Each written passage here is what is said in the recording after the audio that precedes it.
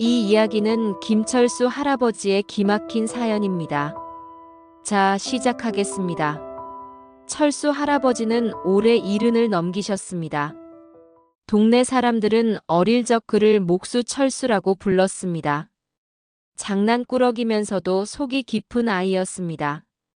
비 온 뒤 길이 진창이 되면 톱과 못을 가져와 흙길 위에 나무 판자를 대어 놓는 아이였습니다. 못 하나, 나무 토막 하나만 주어도 장난감을 뚝딱 만들고 커가면서 고장난 의자나 문짝도 뚝딱뚝딱 고쳐냈습니다. 동네 사람들은 소소한 일거리부터 외양간을 고치는 제법 큰일까지 철수에게 맡겼습니다. 이렇듯 철수는 어릴 적부터 손재주가 남달랐습니다. 철수의 아내는 박정희 여사였습니다. 어느 장마철 비는 몹시도 하염없이 내렸습니다. 강물은 불어 있었고 든든해 보이던 둑길은 밤사이 무너져 동네를 덮쳤습니다. 온통 물바다가 된 동네는 폐허나 다름없었습니다. 정인의 집도 지겹도록 내리는 비와 불어난 물 앞에 당할 재간이 없었습니다. 집안엔 물이 들어찼고 가사도구들은 떠내려갔거나 제자리를 잃은 채 뻘을 머금고 있었습니다. 비는 그치고 동네 사람들이 힘을 모아 수해를 복구해 나갔습니다. 옆 동네에 살던 철수도 같은 마음으로 도움의 손길을 건넸습니다. 철수의 솜씨는 빛났습니다. 쓰레기를 치우자 망가진 집기들이 이곳저곳에서 철수의 손길을 기다렸습니다. 철수는 정희의 집을 고쳐주었는데 정희의 눈에 철수의 성실함과 땀방울에는 거짓이 없어 보였고 이내 둘은 동네를 갈라놓고 흐르는 둑길을 넘나들며 사귀게 되었습니다. 고등학교를 졸업하자마자 정희는 방직 공장에 취직을 했고 철수는 건설 공사 현장으로 돈벌이를 하러 다니면서 서로 만나는 날이 점점 줄어갔습니다. 공장은 바쁘게 돌아갔고 공사일은 지역을 가리지 않았습니다. 우리 금반지 하나씩 사주는 거 어때요? 반지 보며 서로를 생각하기로 정희가 말했습니다. 서로의 아쉬움을 반지로 간직하자는 얘기였습니다. 그렇게 철수와 정희는 금반지를 서로에게 건넸습니다. 금반지는 얼마 지나지 않아 결혼 예물이 되었습니다. 정의 나이 23세, 철수 28, 둘은 결혼을 하게 됐고 이 젊은 부부는 행복한 가정이라는 섬을 향해 돛을 올렸습니다. 철수와 정의 사이에는 두 남매가 태어났습니다. 첫째 딸은 김지영. 차분하고 어른스러운 성격으로 어려서부터 엄마 일을 도우며 자랐고 엄마 아빠의 넋두리도 귀담아 들어주는 속 깊은 딸이었습니다. 둘째는 김동철, 장난기 많고 활달한 아이였습니다. 이렇게 네 식구는 서울 변두리 빌라에 전세를 얻어 살았습니다. 가정 형편은 늘 빠듯했습니다. 철수는 전공이 나무를 다루는 목수지만 공사판에서 일손이 부족할 때면 이를 가리지 않고 하루하루를 버텼습니다. 철수의 두 손은 언제나 굳은 살로 단단했고 그 손길엔 가족을 먹여 살리려는 땀이 배어 있었습니다. 저녁이 되면 고달팠던 하루의 한숨을 재롱둥이 딸과 씩씩한 아들을 보며 잊어갔고 아이들은 무럭무럭 아빠, 엄마의 노고를 먹고 자랐습니다. 어느 여름날 햇볕은 뜨겁고 공사장은 먼지로 자욱했고 망치 두드리는 소리가 귀를 쩌렁쩌렁 울렸습니다.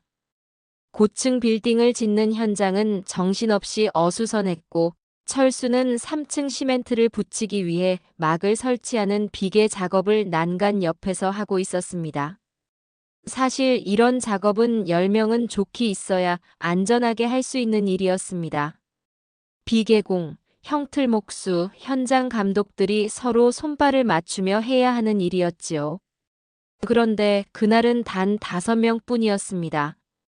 안전시설도 제대로 갖추지 못한 채 건물은 한 층 한 층 올라가고 있었고 난간은 발을 밟고 내디딜 때마다 삐걱삐걱 소리를 냈습니다. 언제까지 꾸물거릴 거야? 빨리빨리 안 해? 현장 소장의 말은 거칠고 계산적이었습니다. 사람 부족한 만큼 일당을 더 쳐주겠다며 인부들을 다그쳤습니다. 철수는 식은땀을 흘리며 발판 위에서 균형을 잡았습니다. 난간에서 작업을 하던 철수의 발이 그만 미끄러졌습니다. 순간적으로 동료가 잡아주려 했지만 중심을 잃은 몸은 그대로 추락했습니다. 쿵. 3층 높이에서 떨어진 철수는 허리와 다리를 심하게 다쳤습니다. 숨이 막히고 눈앞이 아득해졌습니다. 병원에 실려가는 철수에게 현장 소장은 약값을 하라며 며칠치 일당을 호주머니에 꾸겨 넣었습니다. 다른 인부들도 철수의 사고는 예견된 것이었다며 웅성였습니다. 그 뒤로 철수는 현장에 나갈 수 없었고 한동안 병원 신세를 져야 했습니다. 허리는 늘 통증이 있었고 헛디딘 다리는 상처로 인해 붕대가 감겨 있었습니다. 수입은 끊겼고 치료비와 대출 이자는 정의의 통장을 갉아먹었습니다. 집안 살림은 순식간에 곤두박질 쳤습니다. 생활비는 아끼는데 한계가 있었습니다. 어느덧 반년이 지날 무렵 사고 전까지만 해도 2층 빌라에 살았던 철수 가족은 1층이 땅 밑으로 절반쯤 가라앉아 있는 반지하 주택으로 이사를 해야 했습니다. 비가 올 때면 정희는 어릴 적 강둑이 터져 물난리가 났던 예전 기억이 떠올라 반지하 안으로 물이 들이칠까봐 걱정을 해야 했습니다. 가끔 길을 잃은 쥐들이 부엌으로 들어오기도 했고 창문을 열면 사람들의 발걸음 소리와 밤이 되면 고양이의 울음소리가 크게 들렸습니다. 정희는 남편을 원망하기보다 살 길을 찾아야 한다고 마음먹었습니다. 그때 은행원 맞벌이 부부가 아이를 맡길 보모를 찾는다는 소식을 들었습니다. 정희는 그 일을 주저없이 맡았습니다. 아이 이름은 신동일. 그날부터 정희는 마음속으로 내 셋째처럼 여기며 동일이를 돌봤습니다. 일을 못 나가는 남편을 대신해 입에 풀칠을 해야 했으니까요. 하지만 그것만으로는 턱없이 부족했습니다. 둘째 동철은 이제 중학교 2학년. 학원비라도 보태주려면 돈이 더 필요했습니다. 당신은 요즘처럼 기계로 깐 마늘이 없던 시절이라 껍질을 벗겨낸 깐 마늘은 사람 손을 빌려야 했습니다. 식품 공장, 대형 음식점 등에서는 대량으로 마늘을 소비했기에 마늘을 몇 자루씩 받아다가 물에 불려서 되돌려주면 그 무게만큼 돈을 받는 부업이 있었습니다.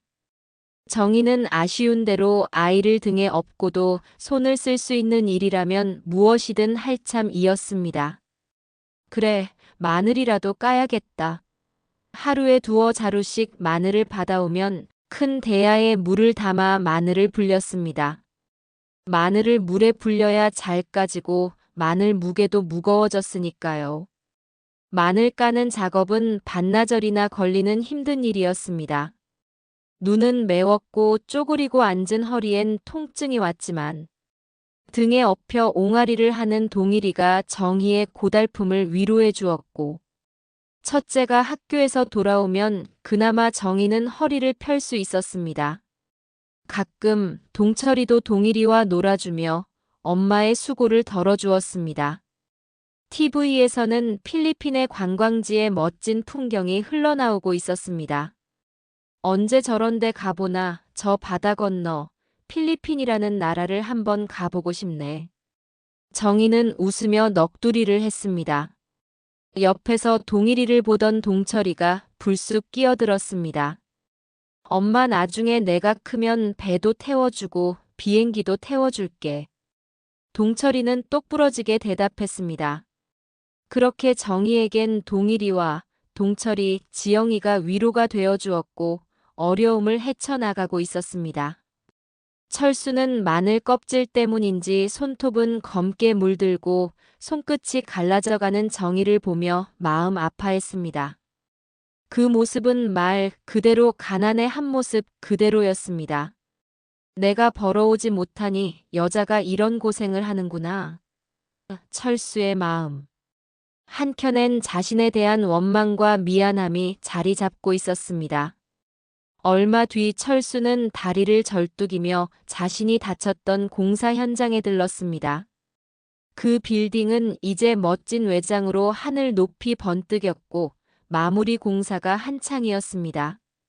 철수는 현장 소장에게 일자리가 있는지 물었지만 현장 소장은 위아래로 한번 쓱 훑더니 다리를 쳐다보곤 고개를 저었습니다. 지금 자리 없어요. 철수의 부탁에 현장 소장은 잘라 말했습니다. 그리고는 인부들에게 소리쳤습니다. 빨리들 일 안 할 거야. 돈 더 받기 싫어. 현장 소장은 예전과 다를 바 없었습니다. 철수는 사고 전 그 목소리가 떠올라 화가 치밀어 올랐습니다. 내가 다친 건 안전장치도 안 된 현장 때문 아닙니까? 안전관리는 당신의 책임이었소. 그리고 당신이 나에게 준 돈은 약값이었고 치료비에는 한참 미치지 못하오. 그리고 사고로 인해 내가 일을 못한 부분도 챙겨줘야 하는 거 아닙니까? 그러나 소장은 냉소적으로 대꾸했습니다. 김 씨, 발 조심 안 한 당신 잘못을 왜 나한테 따지는데? 내가 일할 때 늘 조심하라고 말했잖아. 당신 몸뚱아리가 민첩하지 못해서 그런 걸 탓해야지. 왜 남 탓을 하냐고. 잡아봐. 이 건물 꼭대기까지 짓는 동안 다른 인부들은 멀쩡하잖아. 철수의 얼굴이 붉게 달아올랐습니다.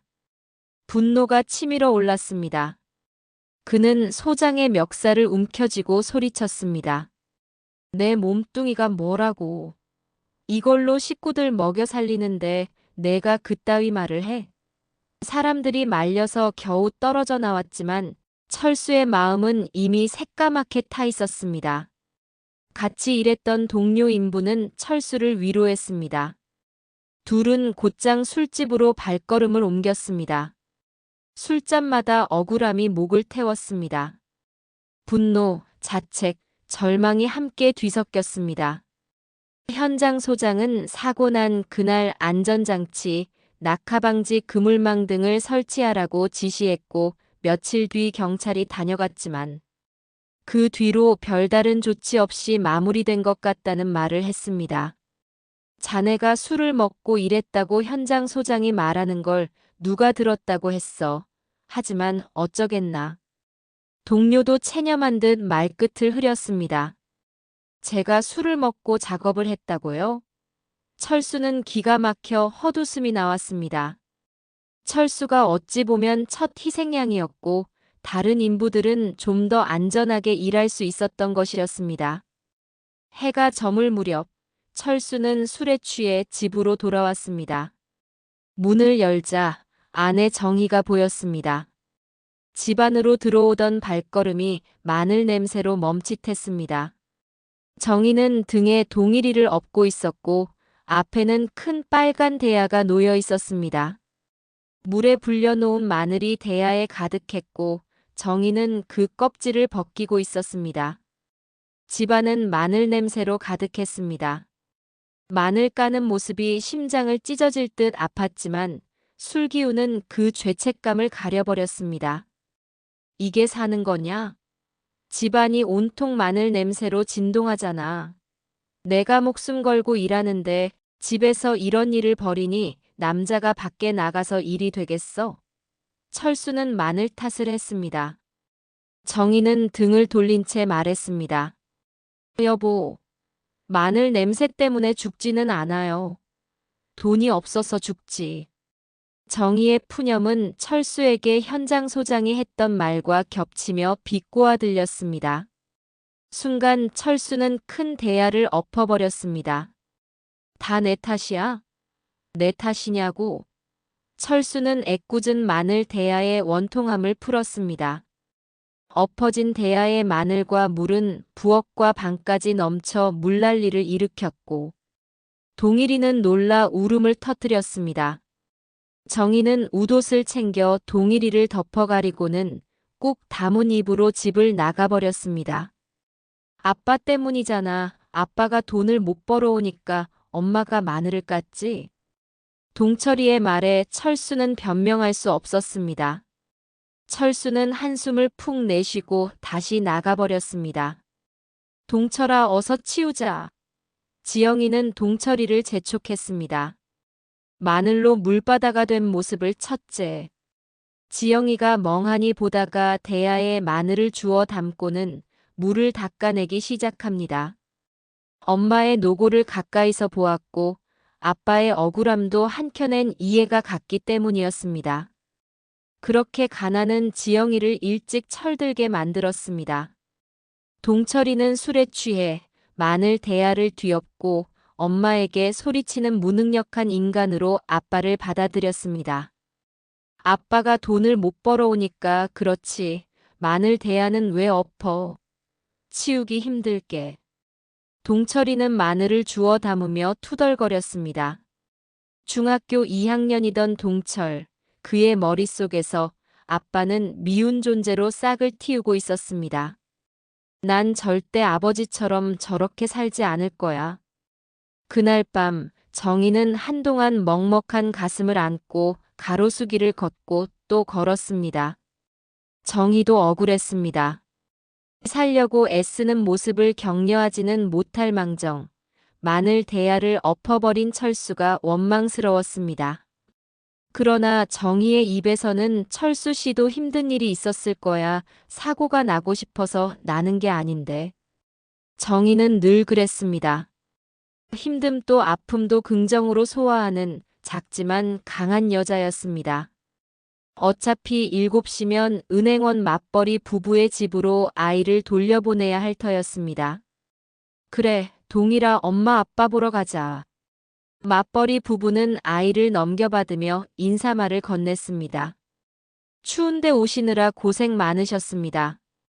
저희가 옷 갈아입고 아이 데리러 나설 참이었는데 동일이가 오늘도 속 썩이던가요? 별 말씀을요. 일이 있어서 이쪽으로 오는 길이었어요. 동일이가 너무 순해서 힘든 거 없었습니다. 그렇게 웃으며 인사를 마치고 돌아오는 길에는 눈발이 내리기 시작했습니다. 맞아. 집에 빨리 가야 해. 정희는 지영이랑 동철이가 걱정되었습니다. 철수는 포장마차 한 켠에서 오뎅 국물과 소주 한 병을 친구 삼아 놓고는 독백을 이어갔습니다. 억울해, 사는 게 힘들어. 포장마차 주인 아저씨는 철수를 흘끗 보고는 힘든 일이 있었던 모양이네. 구운 마늘과 고기 몇 점을 접시에 담아 철수에게 건넸습니다. 손님 이거 좀 드셔보세요. 철수는 노릇하게 구워진 마늘을 보며 정의를 떠올렸습니다. 내가 그러면 안 되는 거였는데. 왜 그랬지? 바보, 바보. 어두운 길거리, 눈발 사이로 가로등 불빛이 반짝이며 스쳤습니다. 어서 가야 해, 어서. 애들이 얼마나 치우느라 힘들까. 그 순간 멀리서 헤드라이트가 눈을 찔렀습니다. 부름기. 언덕에서 내려오는 차량은 미끄러지며 곧장 정희의 뒤를 덮쳤습니다. 쾅. 하얗게 쌓여가는 눈밭에 정희의 피가 흩뿌려졌습니다. 정희는 마지막으로 아이들 얼굴을 떠올렸습니다. 동철아, 지영아. 그 목소리는 바람에 흩어지는 눈처럼 사라져갔습니다. 소식은 금세 전해졌습니다. 철수는 병원 응급실로 달려갔습니다. 의사는 철수를 보자마자 고개를 가로로 젓고 있었습니다. 정희는 그렇게 세상을 떠났습니다. 살아온 날보다 살아갈 날이 많은 나이에. 장례식장은 곡소리로 가득 찼습니다. 흰 국화꽃 향이 진동했습니다. 지영은 엄마 영정 앞에서 넋이 나간 채 울음을 터뜨렸습니다. 동철은 말없이 주먹을 움켜쥐고 있었습니다. 그 눈빛은 아버지를 향해 있었습니다. 엄마가 죽은 건 다 아빠 때문이야. 아빠가 술 먹고 행패를 부려서 그런 거라고. 동철이의 말은 직설적이었습니다. 장례식장에 조문 온 동료가 그 얘기를 듣자 지영이를 부축하며 조용히 말을 건넸습니다. 얘들아, 사실 내 아버지가 그날 술을 마신 건 현장에서 싸움이 있었기 때문이란다. 전에 안전장치도 없이 일을 시켜서 다치셨거든. 치료비도 안 준다며 소장하고 크게 다투셨어. 그런데 현장 소장이란 사람이 너희 아버지 잘못이라고 그래서 화가 나셨던 거야. 지영은 눈물이 고인 채 고개를 끄덕였습니다. 그녀는 어렴풋이 아버지의 억울함을 이해했습니다. 하지만 동철의 귀에는 술친구의 변명으로 흘려들렸습니다. 철수는 영정 앞에서 무릎을 꿇고 손으로 얼굴을 감싸쥐었습니다. 여보, 내가 잘못했어. 나 때문에 당신이. 그 울음은 가슴을 찢는 통곡이었지만 아이들의 귀에는 더 이상 위로가 되지 않았습니다. 그날 장례식에서 한 가족의 운명은 완전히 어긋나기 시작했습니다. 딸은 아버지를 이해하려 애썼지만 아들은 아버지를 원망하며 등을 돌렸습니다. 그리고 그 상처는 세월이 지나도 쉽게 아물지 않았습니다. 장례가 끝난 뒤 집안에는 정막만이 흘렀습니다. 아버지 철수는 말수가 줄었고 동철은 방 안에 틀어박혀 나오질 않았습니다. 밤이면 지영만이 부엌에 앉아 가만히 엄마 사진을 바라보며 눈물을 훔쳤습니다. 그러던 어느 날 지영은 문득 아버지와 함께했던 옛 기억 하나가 떠올랐습니다. 중학교 입학식 날이었습니다. 새로 맞춘 교복을 입고 거울 앞에 서 있던 지영. 그런데 윗단추가 어딘가 헐거웠습니다. 아버지가 말없이 바늘과 실을 꺼내 들었습니다. 굳은 살 박힌 손으로 바늘을 잡으니 그 모습이 서툴러 보였지만 눈빛은 진지했습니다. 톡톡 쓱 철수는 단추를 단단히 꿰매며 말했습니다. 지영아, 이 단추는 그냥 단추가 아니다. 내가 앞으로 공부 열심히 해서 훌륭한 사람이 되라는 약속 단추다. 아빠가 내 미래를 꼭 잡아주겠다는 표시다. 그 말에 어린 지영은 눈을 반짝이며 고개를 끄덕였습니다. 그날 이후 교복 단추를 만질 때마다 아버지의 손길이 떠올랐습니다.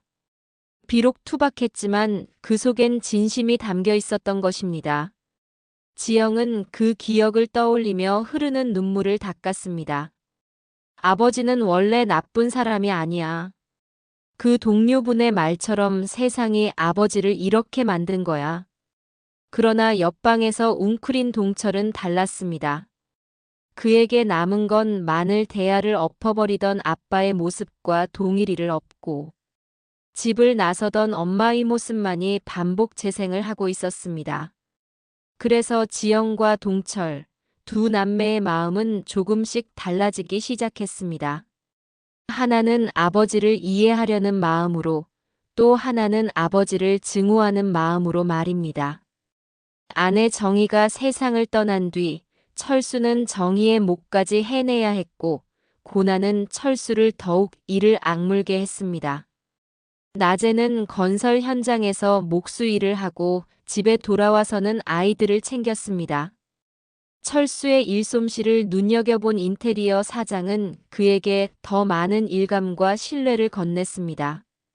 이후 철수는 공사판 일에서 인테리어 목공일로 전향을 하게 되었습니다. 큰딸 지영은 대학을 포기하고 직장을 얻어 일을 시작했습니다.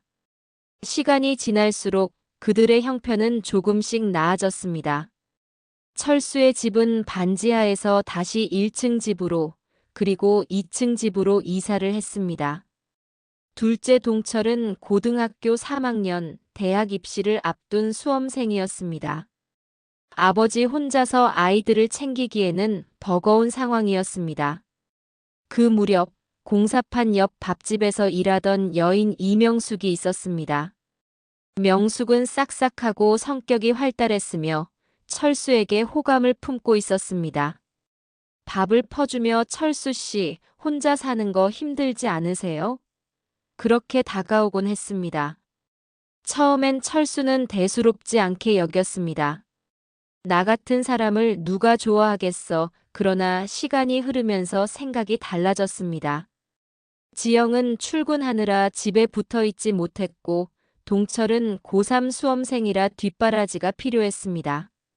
집안일도 돌봐줄 사람이 없으니 밥상은 늘 허술했습니다. 인테리어 사장님은 한술 더 떴습니다. 명숙 씨란 여자 이혼 후 혼자 살고 있다더만 잘 됐지 뭐 처지도 비슷하고. 그 후로 철수는 결국 마음을 굳혔습니다. 명숙이 나를 좋아한다니 나도 마다할 처지가 아니지. 무엇보다 동철이 공부하는데 밥이라도 제대로 챙겨야 하지 않겠나. 그렇게 철수와 명숙은 약식 혼례를 치렀습니다. 겉보기에는 서로의 빈자리를 채워줄 짝처럼 보였고 철수는 현실적인 필요 때문에라도 이 선택이 옳다고 믿었습니다. 그러나 문제는 그 다음부터였습니다. 명숙은 밥도 잘하고 부지런했지만 전처의 자식들을 품는 데에는 서툴렀습니다.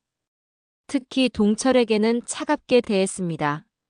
내 아버지 닮아서 고집만 세구나. 넌 내 아버지 닮아서. 내 아버지 닮아서라는 말은 동철이가 제일 듣기 싫은 말이었습니다. 그런 말들은 동철이를 계속 괴롭혔습니다. 아줌마, 저는 아빠 하나도 안 닮았어요. 알았어요? 앞으론 그 말 꺼내지 마세요. 명숙은 놀라며 맞장구 쳤습니다. 어머 얘가 왜 이래? 중학교 2학년이 제일 무섭다더니만. 지영이 중재하며 나섰습니다. 새엄마, 그거 제가 할 테니 쉬세요. 동철이도 예민한 때라 그렇지 나쁜 애는 아니에요. 하지만 명숙은 늘 말끝마다 쏘아붙였습니다. 난 너희 엄마가 되려고 애쓰는데 집안은 점점 더 냉랭해졌습니다. 철수는 속으로 시간이 지나면 좋아지겠지 했지만 갈등은 나날이 깊어졌습니다. 결국 동철은 참다 못해 아버지를 향해 소리쳤습니다. 엄마가 돌아가신 지 얼마나 됐다고 벌써 다른 여자를 데려와. 아버지는 우리 생각은 안 해? 철수는 고개를 떨궜습니다. 그 역시 아이들의 말이 옳다는 걸 알고 있었습니다. 하지만 이미 엎질러진 물이었습니다. 끝내 갈등은 폭발했고 명숙은 짐을 싸서 집을 떠났습니다. 짧은 재혼 생활은 그렇게 막을 내렸습니다. 남은 것은 다시 철수와 두 남매뿐이었습니다.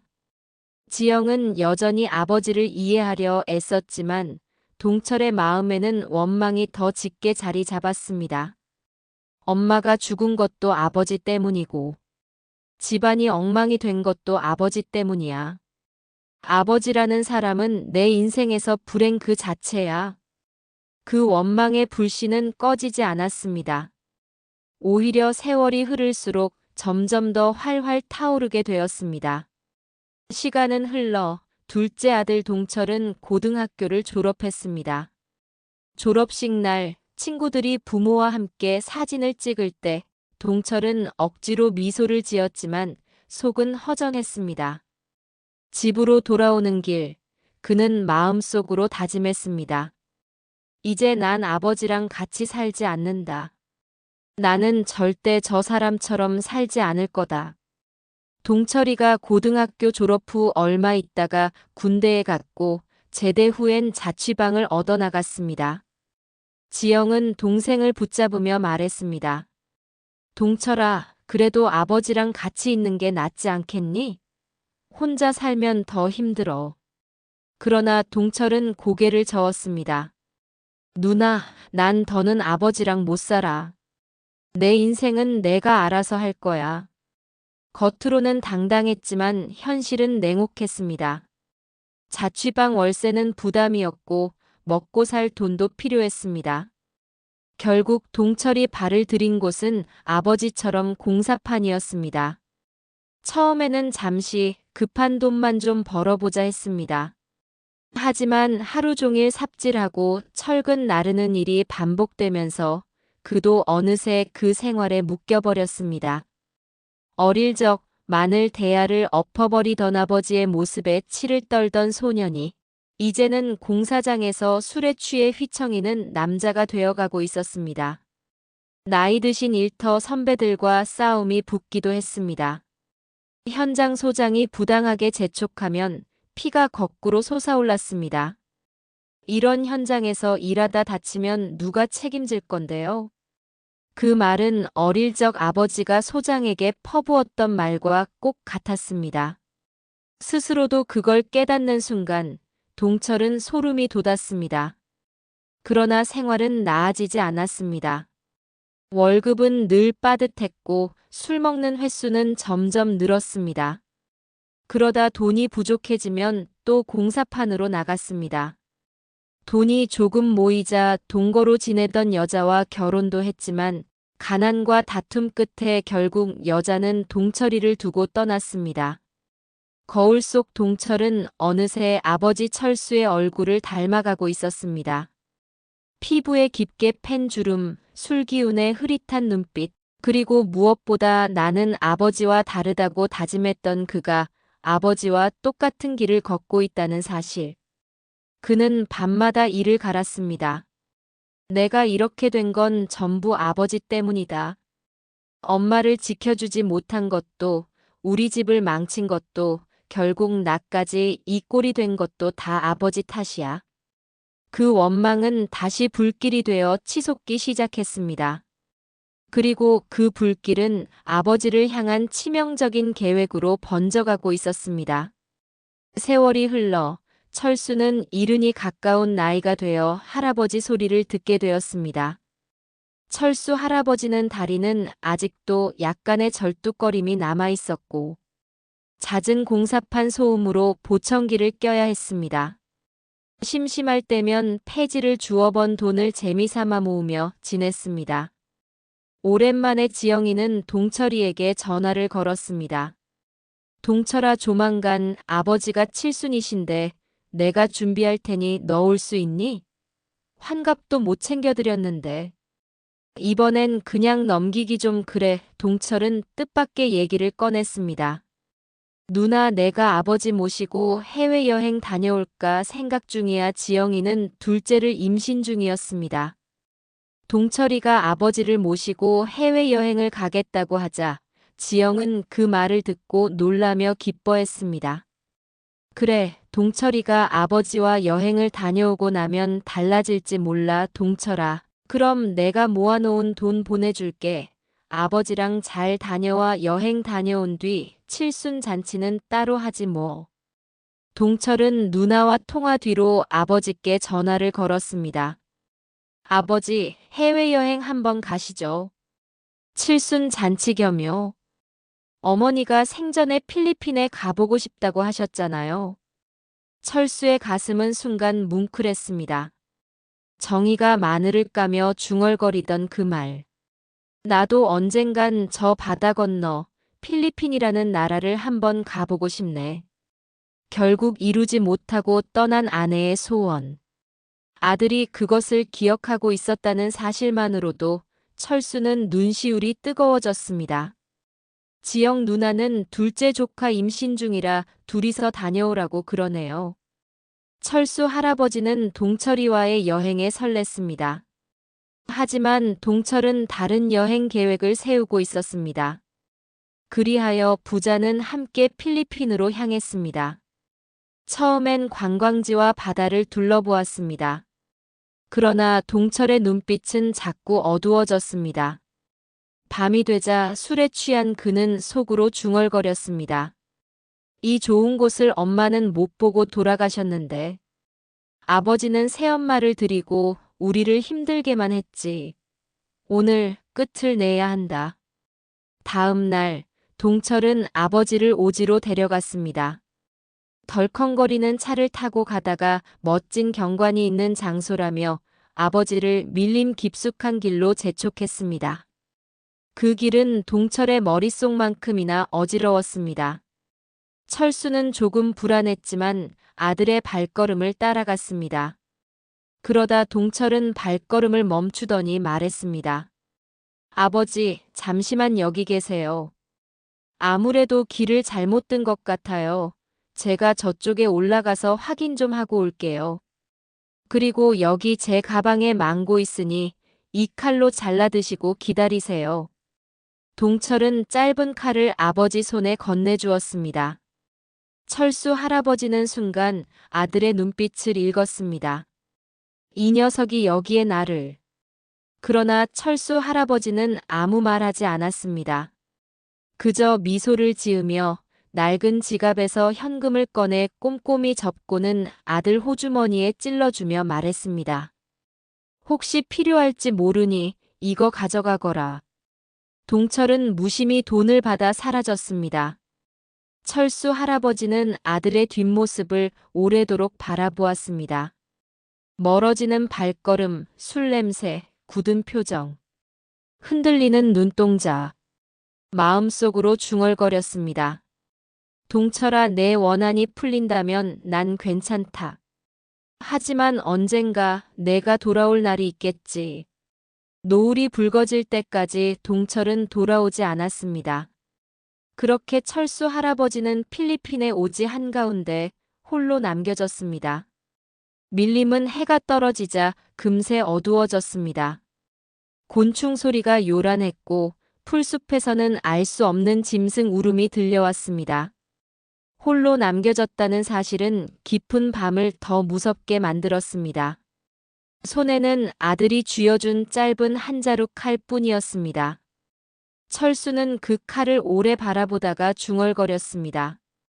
동철아, 넌 내게 칼을 건네며 인연을 끊겠다고 했는지 몰라도 이 아빠는 이 칼로 너와의 인연을 이어갈 거다.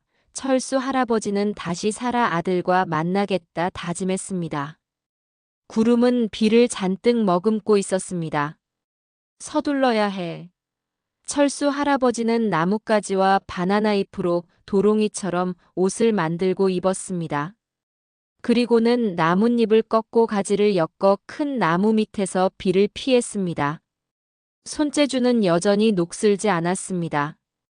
동철이 버린 첫날, 철수 할아버지는 비에 젖고 추위에 떨면서 한숨도 못 자고 밤을 지새웠습니다. 자식이 버린 분노보다는 그 속에 쌓인 한이 이걸로 풀린다면 좋겠다고 생각했습니다. 속 시원하냐 이 녀석아? 철수 할아버지는 금반지를 만지작거렸습니다. 여보, 이렇게라도 같이 있어주니 고맙구려. 우리 동철이를 지켜주오 철수. 할아버지는 금반지가 아닌 정의와 함께하고 있었던 것입니다. 둘째 날은 동철이가 떠난 방향을 따라 걸었습니다. 비가 온 탓인지 밀림의 나무와 숲은 어제 온 길을 찾을 수 없게 했습니다. 이대로는 안 된다. 살아야 해. 철수 할아버지는 동철이를 찾기보다 주위를 둘러보며 생존에 돌입했습니다. 먼저 양지바른 마른 땅을 찾았습니다. 다행히 필리핀에는 대나무가 널려 있었습니다. 대나무로 기둥을 박고 덩굴과 바나나 잎을 엮어 임시 거처를 만들기 시작했습니다.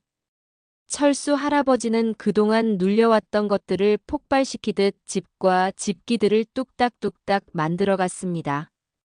망고가 다 떨어지고 먹을 것을 찾아 둘러보니 죽순과 열매가 있었고 대나무로 통발을 만들어 물고기를 잡았습니다. 해가 지면 불을 피웠고 벌레를 피하고 몸을 녹이며 둘째 날을 보냈습니다. 얼마 지나지 않아 보청기는 고장이 났고 고장 난 보청기 덕에 밤새 울던 짐승 소리는 작게 들려와 깊은 잠을 잘 수 있게 했습니다. 그렇게 차츰 오지에서의 생활은 셋째 날, 넷째 날로 일상이 되어갔습니다. 밤이 오면 그는 불빛 곁에 앉아 칼을 쥔 채 눈을 감았습니다. 그 칼은 단순히 목숨을 지켜주는 도구가 아니었습니다. 그것은 아들이라는 이름이었습니다. 이 칼은 동철이가 준 것이다. 이 칼로 내가 살아남으면 언젠가 우리 부자가 다시 식탁을 마주할 수 있다. 철수 할아버지는 지쳐 눈을 감을 때마다 상상했습니다. 지붕 밑에서 지영과 동철이 그리고 손주 민수까지 함께 둘러앉아 웃는 장면. 그 상상은 그에게 힘이 되었고 그 힘은 다시 손에 쥔 칼을 움직이게 했습니다. 밀림 속 오두막에서 홀로 살아가는 그 시간은 다른 사람이라면 하루도 버티기 힘들었을 겁니다. 그러나 철수 할아버지는 목수였습니다. 나무와 못, 그리고 두 손만 있다면 어디서든 살아남을 수 있는 사내였습니다. 그렇게 하루, 이틀, 3일, 칼은 아버지의 생명을 지켜주었고, 동시에 아버지의 마음속에서는 아들과의 끈을 이어주는 다리가 되어주었습니다. 밀림 오지에서 생활한 지도 3주째를 맞고 있었습니다. 이미 생존은 넘어섰고, 그의 손놀림은 편의로 나아가고 있을 때였습니다. 쉬는 것보다는 바삐 움직여 외로움과 한적함을 잊으려 했습니다. 고단한 몸을 누이자 철수 할아버지는 깊은 잠에 빠졌습니다. 그날 밤 꿈에 정희가 나타났습니다. 정희는 깨끗한 손끝으로 철수 할아버지에게 손을 내밀어 잡아주었습니다. 여보, 일어나세요. 여보. 꿈이었습니다. 새벽녘 불씨가 잦아든 오두막에 낯선 발자국 소리가 들렸습니다. 덥수룩한 머리와 험상궂은 얼굴에 사내들이 들이닥쳤습니다. 현지인들로 보이는 그들의 눈에는 살기가 가득했고 손에는 낡은 칼과 총기를 들고 있었습니다. 철수 할아버지의 손가락에 낀 금반지를 발견하자 그들은 그걸 내놓으라는 손짓을 했습니다. 이거 안 돼. 철수 할아버지는 몸부림으로 저항했습니다. 사내 2명이 철수 할아버지의 목과 팔을 붙잡았고 다른 사내는 시퍼렇고 큰 칼을 꺼내 금반지가 끼어진 손가락을 자르려고 했습니다. 칼끝이 손가락 마디에 닿았을 때 철수는 이를 악물었습니다. 앗! 비명 소리를 지르며 눈을 질끈 감는 순간 알아듣지 못하는 근엄한 소리가 귓가에 들려왔습니다. 그들의 두목인 듯 보이는 사내의 목소리였습니다. 철수 할아버지는 살짝 눈을 떠 손가락을 바라봤습니다. 아직 붙어 있구나. 철수 할아버지는 고개를 저으며 손을 움켜쥐었습니다. 이건 안 됩니다. 죽어도 못 내놓습니다. 두목은 할아버지에게 손짓발짓으로 뭔가를 묻고 있었습니다. 이거 당신이 혼자 만들었어? 그의 눈길은 반지가 아니라 철수가 지은 오두막에 머물렀습니다. 대나무에 흙을 발라 벽은 견고했고 기둥은 튼튼했으며 빗물을 막아주는 지붕과 배수 시스템, 그리고 멋진 식탁과 의자, 식기류들. 두목은 오두막 이곳저곳을 가리키며 물었습니다. 이거 내가 만든 거냐, 이것도? 철수 할아버지는 천천히 고개를 끄덕였습니다. 두목은 반군의 우두머리였습니다. 눈빛이 바뀌었습니다. 반지는 필요 없다. 우리와 함께 와라. 우리 거처가 허술하다. 내 솜씨가 필요하다. 그날 이후 철수 할아버지는 반군의 은신처로 끌려갔습니다. 그곳은 허술한 움막들이 늘어서 있었고 비만 오면 물이 새는 곳이 많았습니다. 칼과 나무를 들고 지붕을 고쳤고 흙벽을 다지고 빗물 고이는 곳을 막았습니다. 반군들은 놀라움을 감추지 못했습니다. 이 노인, 보통 솜씨가 아니구나. 고향에 있는 우리 집보다 더 좋아졌어. 그렇게 반군들로부터 인정을 받을 무렵 철수 할아버지는 고향에 있는 동철과 지영이를 떠올렸습니다. 동철아, 내가 준 칼로 내가 안 죽고 지금 살아있단다. 언젠가 이 손으로 다시 우리 집 지붕을 고칠 날이 오겠지. 반군과의 동거는 오래가지는 않았습니다. 필리핀 정규군이 소탕작전을 벌인다는 소문이 돌았습니다. 반군들은 허겁지겁 짐을 챙겨 도망쳐버렸습니다. 그 틈을 타 철수 할아버지는 오두막을 빠져나왔습니다. 반군들에게 도시가 어느 방향에 있는지를 슬쩍 물어왔던 터라 그의 발걸음은 점점 도시를 향해 나아갔고 마침내 한인 선교사님의 눈에 띄게 되었습니다. 그는 처음에 철수 할아버지를 거지로 알아본 듯 하다가 한국인임을 알고 깜짝 놀랐습니다. 어르신, 이게 어쩐 일이십니까? 따뜻한 말소리에 철수의 눈에서는 눈물이 왈칵 쏟아졌습니다. 그는 필리핀 현지까지 와서 애타게 아버지를 찾고 있던 딸, 지영과의 만남을 도와주었습니다. 한 달 만에 일어난 기적이었습니다. 할아버지는 기적처럼 한국 땅을 밟게 되었습니다. 지영이는 아버지의 손을 꼭 잡고 놓지 않았습니다. 비행기에서 내리자마자 눈물이 왈칵 쏟아졌습니다. 내가 다시 돌아왔구나, 살아서 돌아왔어. 귀국 소식은 곧 동네 전체에 퍼졌습니다. 노인정에선 떠들썩했습니다. 철수 영감이 죽은 줄 알았더니 살아 돌아왔대. 아니, 실종 신고까지 났다는데. 그게 어떻게 된 거야? 경찰은 철수 할아버지를 동네 파출소로 불러 몇 가지 확인했습니다. 김철수 어르신, 아드님이 필리핀에서 실종 신고를 했습니다. 정확히 어떤 사정인지 말씀해 주셔야겠습니다. 철수 할아버지는 잠시 망설였습니다. 내가 진실을 말하면 이 녀석은 끝장이다. 결국 그는 고개를 끄덕이며 말했습니다. 제가 망고를 따러 들어갔다가 길을 잃었습니다. 아들이 잘못한 건 없습니다. 다 제 부주의였습니다. 그러나 마을 사람들 사이에는 온갖 소문이 퍼졌습니다. 아들이 아버지를 두고 왔다던데. 아니야, 아버지가 술에 취해 길을 잃은 거래. 내가 보기엔 뭔가 수상해. 노인정에서도 서로 말이 다 달랐습니다. 누나로부터 아버지를 찾았다는 연락을 받자 동철이는 깜짝 놀랐습니다. 내 아버지 어떡해. 그래, 이제 속이 좀 풀렸냐? 동철과 철수 할아버지의 어색한 통화는 짧게 끝났습니다. 동철이는 아버지를 버리고 돌아온 호텔에서의 기억을 떠올렸습니다. 호주머니에 넣어주셨던 지폐 사이에서 떨어진 아버지의 증명사진, 동철이는 알리바이를 만들고 거짓 실종 신고를 해서 언뜻 완벽해 보였지만 동철이는 밤마다 사진 속 아버지가 떠올라 악몽에 시달렸습니다. 작은 칼 하나로 밀림에서 생존했다고? 말도 안 돼. 동철이는 믿을 수가 없었습니다. 방금 끝낸 아버지의 통화마저도 악몽 속 이야기라 믿었습니다. 동철이의 불안은 계속되었습니다. 철수 할아버지가 귀국한 다음 날, 한낮에 현장에서 다급한 전화가 걸려왔습니다. 김동철 씨가 사고를 당했습니다. 글쎄 손가락이 잘렸습니다.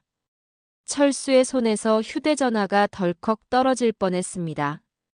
옆에 있던 지영이가 재빨리 아버지를 부축했습니다. 아버지, 제가 병원에 가볼게요. 아니다. 동철이 일인데 내가 가야지.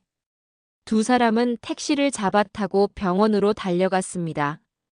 창밖 풍경은 흐릿하게 스쳐갔고 철수의 눈가에는 진땀이 맺혔습니다. 내 아들이 설마. 병원 복도는 긴박했습니다. 수술실 불빛은 붉게 켜져 있었고 간호사들이 분주히 움직였습니다. 의사가 나와 단호히 말했습니다. 손가락 절단 수술을 했습니다. 다행히 접합 수술은 가능했지만 경과를 봐야 합니다. 그 말을 듣는 순간 철수의 다리는 풀려버렸습니다. 그는 벽에 등을 기대고 두 손으로 얼굴을 감쌌습니다. 하늘이 왜 이러는 거냐 왜. 동철은 아버지가 생존했다는 말을 듣고 불안해했습니다.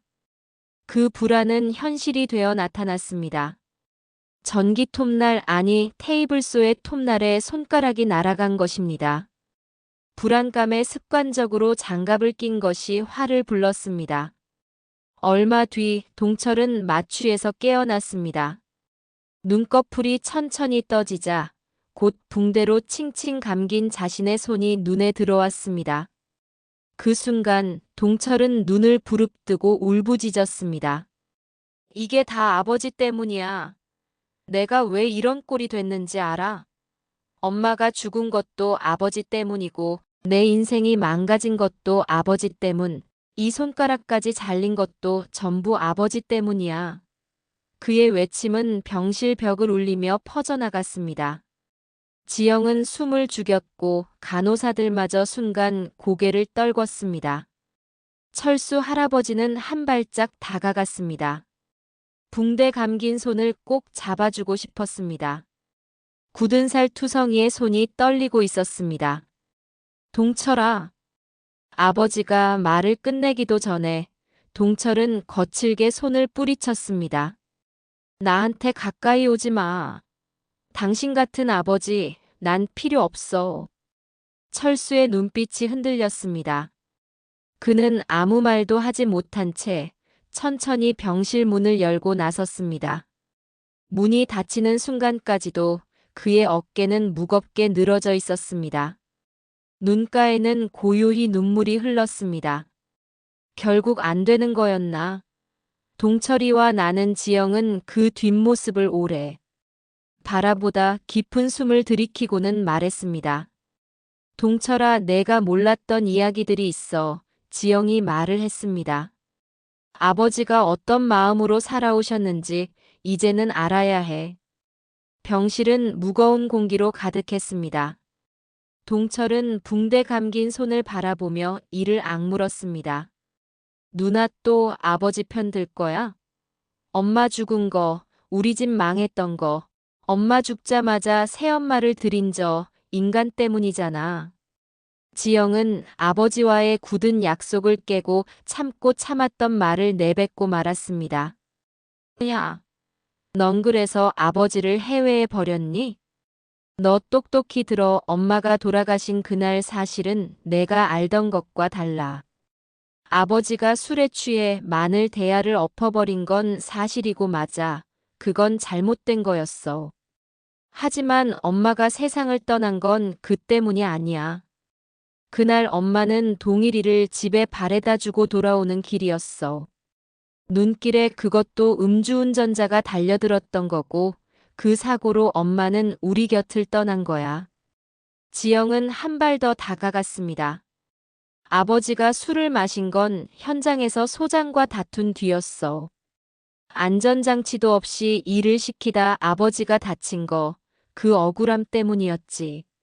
내가 현장에서 관리 감독이랑 싸우던 날 기억하지? 그때 너도 똑같은 말 했잖아. 이런 현장에서 다치면 누가 책임질 거냐고. 아버지도 똑같았던 거야. 그리고 새엄마 말이야. 아버지가 사랑해서 데려온 게 아니었어. 내가 고3이었고 누나는 막 직장 나가느라 집에 없고 밥 차려줄 사람이 필요해서 현실적으로 어쩔 수 없는 선택을 했던 거야. 너와 새엄마 사이에 갈등이 커지자 결국 아버지는 과감히 이혼했어. 우리들, 특히 내 맘에 들기 위해 이혼을 택한 거야. 동철은 눈을 크게 뜨고 누나를 바라보았습니다. 내가 아버지를 버릴 때 아버지가 지갑에 있는 돈을 몽땅 접어 내 호주머니에 넣어주셨지. 그거 펴봤어? 지영의 말에 동철은 흠칫 놀란 표정을 지었습니다. 그걸 어떻게 알아? 거기엔 아버지가 사진을 넣어 놓으셨대. 이미 내가 버린 걸 알고 계셨던 거야. 혹시라도 내가 그걸 보며 아버지를 잊지 않길 바랐던 거고. 내 아들이 이렇게라도 맺힌 원한을 풀었으면 좋겠다고 하셨대.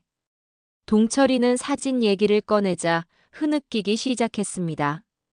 지영이는 이어서 말했습니다. 그리고 아버지가 살아오신 뒤 경찰서에다가는 뭐라고 하셨는 줄 알아? 본인이 망고 따러 갔다가 길을 잃으셨다고 하셨어. 혹시라도 내가 다칠까봐. 그리고 아버지는 내가 돌아올 날을 기다리며 늦은 나이까지도 폐지를 주어서 내 이름으로 된 통장에 돈을 모아오셨어. 통장에 써있더라. 사랑하는 동철이에게라고. 어린 시절 아버지는 가난을 우리에게 겪게 했다는 미안함에 돈이 생길 때마다 이렇게 모아오셨더라. 자, 여기 봐. 지영은 통장 뭉치를 동철에게 던졌습니다. 동철의 눈가에서 눈물이 이미 흐르고 있었습니다. 그는 주먹을 움켜쥔 채 흐느꼈습니다. 아버지, 제가 잘못했습니다. 아버지를 버린 저를 용서해 주세요. 흑흑. 멀리 병실 문틈 사이로 지켜보던 철수 할아버지는 딸의 목소리와 아들의 울음소리를 들으며 조용히 눈을 감았습니다. 그날 병실에는 울음소리와 함께 작은 화해의 기운이 스며들었습니다. 상처투성이었던 가족이 비로소 서로를 이해하기 시작한 순간이었습니다. 이후 동철의 손가락에는 아버지의 절뚝이는 다리처럼 장애가 남았습니다. 동철이는 아버지에 대한 오해와 본인의 악한 모습에 참회하며 살았고, 이 가정은 오랜만에 평안을 이루게 되었습니다. 철수 할아버지는 오늘도 손가락에 낀 반지를 만지며 정의를 떠올렸습니다. 여보, 고마워요. 철수 할아버지 입가엔 미소가 머물렀습니다. 오늘 들려드린 이야기가 재미있었나요? 이 이야기가 여러분께 작은 교훈과 따뜻한 위로가 되었기를 바랍니다. 다른 사연으로 또 찾아뵙겠습니다. 감사합니다.